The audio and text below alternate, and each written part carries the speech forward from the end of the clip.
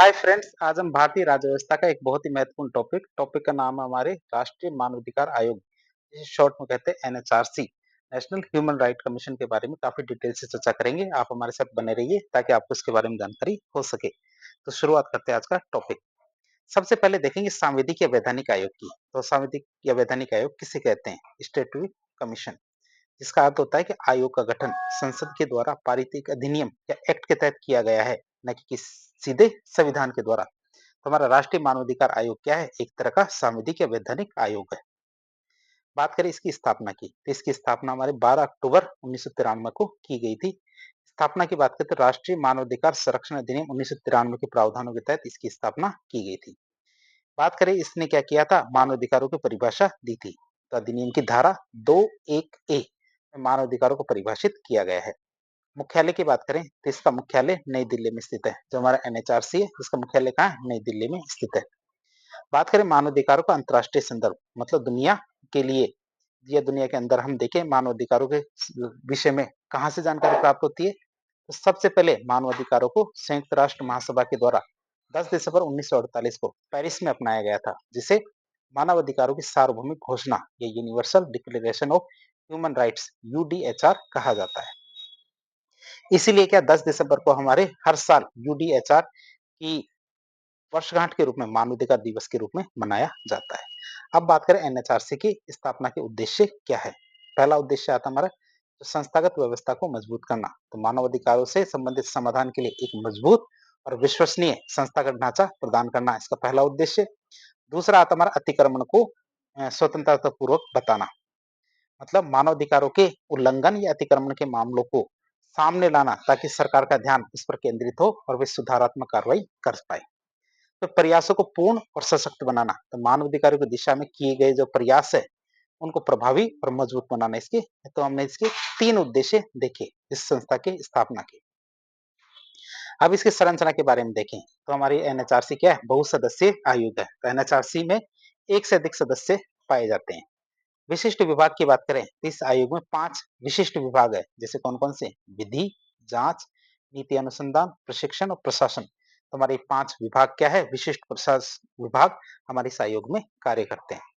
बात करें आयोग के सदस्य की, तो आयोग में कुल 13 सदस्य होते हैं। अभी बात करें 13 कौन कौन से सदस्य हैं।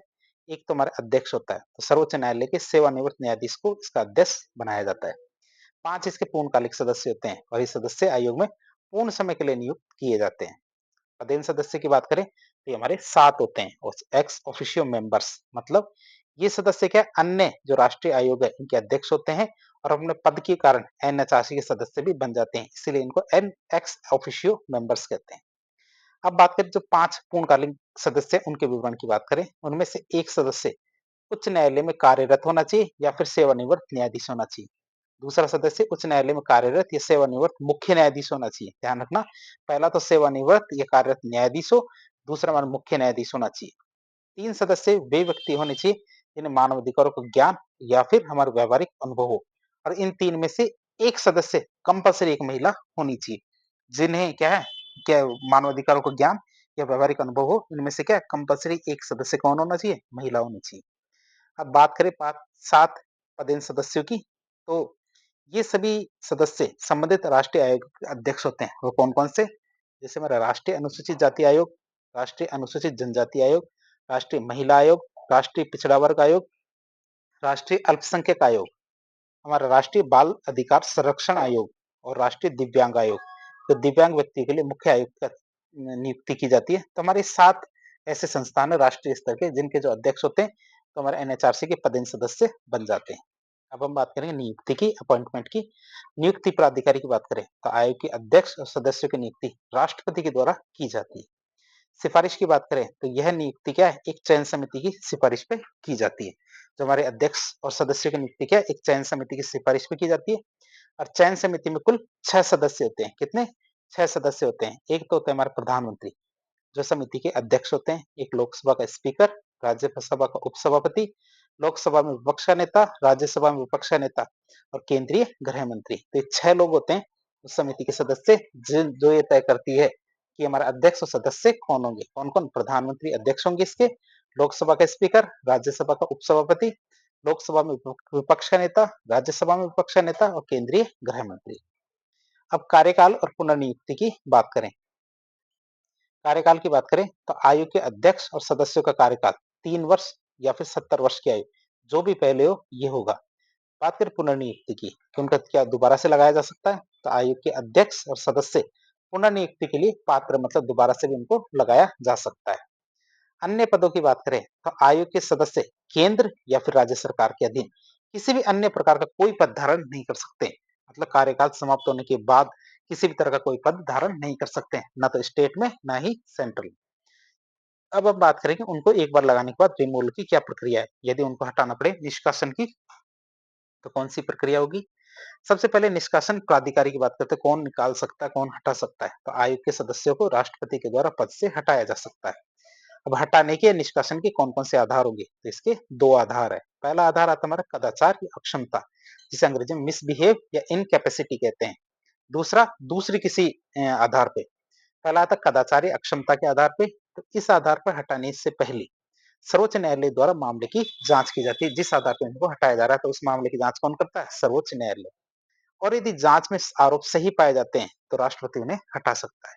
लेकिन दूसरे आधार जिनके लिए सर्वोच्च न्यायालय की जांच जरूरी नहीं है, जैसे वो दिवालिया घोषित हो जाए, मतलब कर्जा ले ले और कर्जा ना चुकाए, लाभ का पद ग्रहण कर ले, या मानसिक या शारीरिक रूप से अक्षम या पागल हो जाए, न्यायालय के द्वारा अपराधी सिद्ध हो जाए, तो ये कारण है जिनके आधार पे क्या न्यायालय की या सर्वोच्च न्यायालय की जांच के बिना भी हटाया जा सकता है। तो 2 आधार हमने देख लिए। बात करेंगे वेतन की। वेतन का निर्धारण कौन करेगा, तो आयोग के सदस्यों के वेतन और भत्ते केंद्र सरकार के द्वारा निर्धारित किए जाते हैं। सुरक्षा की बात करें तो एक बार नियुक्ति हो जाने के बाद उनके वेतन और भत्तों में अलाभकारी परिवर्तन यानी नुकसानदेह बदलाव नहीं किया जा सकता। अब हम बात करेंगे आयोग के द्वारा कौन-कौन से कार्य किए जाते हैं। तो फंक्शंस ऑफ एनएचआरसी की बात करें। सबसे पहले प्रकृति की बात करें। आयोग की प्रकृति कैसी, अर्धन्यायिक, क्या ये किसी को भी सजा नहीं दे सकता, इसलिए कि इसकी प्रकृति कैसी, अर्धन्यायिक, लेकिन इसमें इसके पास क्या है, सिविल न्यायालय की शक्तियां होती है। शक्तियों की बात करें तो आयोग के पास सिविल न्यायालय की शक्तियां हैं, जैसे वो किसी को भी समन जारी किया कर सकता है, किसी को भी अपने पास बुला सकता है। रिपोर्ट मांगना की बात करें तो केंद्र सरकार, राज्य सरकार और अन्य संस्थाओं से रिपोर्ट मांग सकता है, किसी प्रकार की रिपोर्ट मांग सकता है। जांच की सीमा की बात करें तो आयोग केवल 1 वर्ष तक पुराने जो मामले होते हैं उनकी ही जांच कर सकता है, उससे पुराने मामले नहीं। सिफारिशें की बात करें तो पीड़ित व्यक्ति को क्षतिपूर्ति के लिए सरकार को सिफारिश कर सकता है, दे नहीं सकता लेकिन सिफारिश कर सकता है क्षतिपूर्ति या कंपेंसेशन की। दोषी लोक सेवक है, उसके विरुद्ध कार्यवाही के लिए सरकार या फिर प्राधिकरण से सिफारिश कर सकता है। सरकार से अंतरिम राहत जो इंटरिम रिलीफ है, इसकी भी सिफारिश कर सकता है। तो आप देख सकते हैं तो ये केवल सिफारिशें हैं, ये दे नहीं सकता, केवल सिफारिश कर सकता है। फिर न्यायिक पहल की बात करें तो आयोग आवश्यक कार्रवाई के लिए सर्वोच्च न्यायालय और उच्च न्यायालय में जा सकता है। आवश्यक कार्रवाई के लिए कहा, या तो सुप्रीम कोर्ट या हाई कोर्ट में जा सकता है। और कौन-कौन से कार्य कर सकता है, तो मानवाधिकार उल्लंघन की जांच कर सकता है, या तो स्वयं प्रेरणा अपनी इच्छा से कर सकता है, या कोर्ट आदेश दे तो भी कर सकता है। मानवाधिकारों के लिए शोध या रिसर्च कर सकता है। एनजीओ जो हमारे गैर सरकारी संगठन होते हैं, उनको प्रोत्साहन दे सकता है। मानवाधिकारों के प्रति जागरूकता फैला सकता है। फिर जेलों और जो बंदी गृह होते हैं, उनमें मानवाधिकारों का उल्लंघन हो रहा है या नहीं, इस चीज का निरीक्षण कर सकता है। अब हम देखेंगे जो आयोग है, आयोग की कमियां और उसके क्षेत्राधिकार से बाहर की कौन-कौन सी चीजें उसकी बात करें, तो आयोग की कुछ सीमाएं हैं, मतलब कमियां भी इन्हें कह सकते हैं। तो पहली बात करें तो ये सलाहकारी निकाय है। आयोग केवल सलाहकारी निकाय है, इनकी सिफारिशें सलाहकारी है, न कि बाध्यकारी। दूसरा दंड या मुआवजा नहीं, आयोग न तो किसी को दंडित कर सकता है, न ही पीड़ित को मुआवजा दे सकता है। ये केवल क्या कर सकता है, सिफारिश कर सकता है।